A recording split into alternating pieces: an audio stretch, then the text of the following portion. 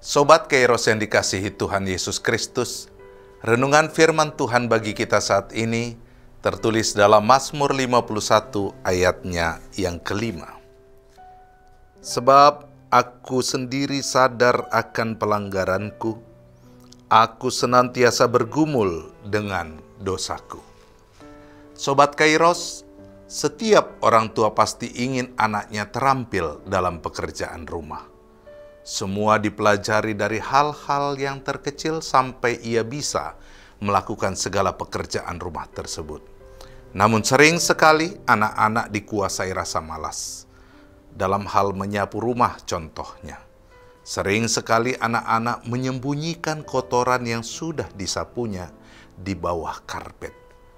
Hingga saatnya tiba, orang tuanya menemukan perilaku tersebut, lalu menegur anaknya untuk tidak lagi melakukan hal tersebut. Demikianlah mungkin sering terjadi di rumah kita masing-masing.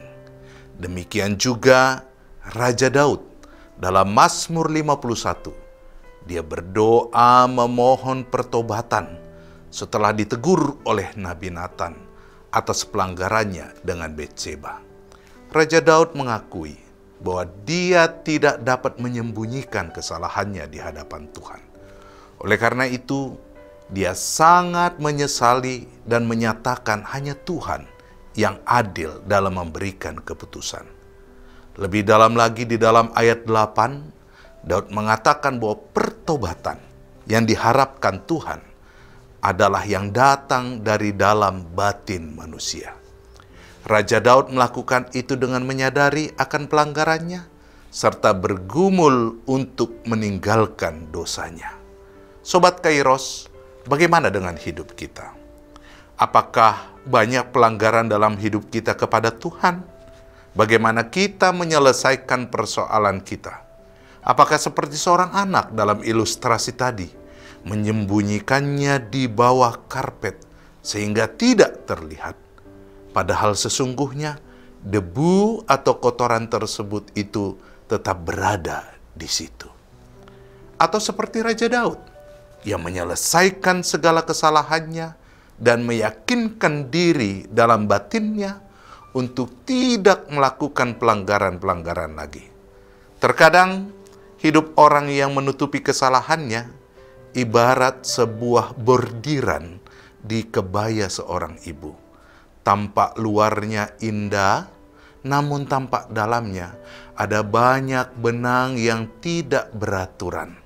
Benang yang tidak beraturan itu ibaratkan pergumulan hidup kita yang sangat banyak dan complicated. Namun kehidupan kita sehari-hari, kita tetap menunjukkan agar tetap tampil sukacita. Sobat Kairos, Nats ini mau mengajak agar kita jujurlah dalam bersukacita.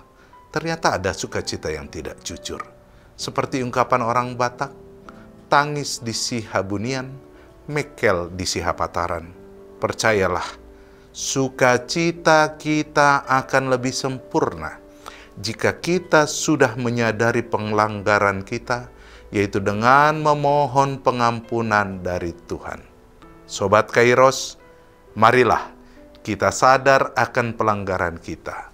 Jangan simpan pelanggaran itu di dalam hati kita. Mohonkan ampun kepadanya. Amin. Selamat beraktivitas Sobat Kairos. Tuhan Yesus memberkati kita semua. Shalom.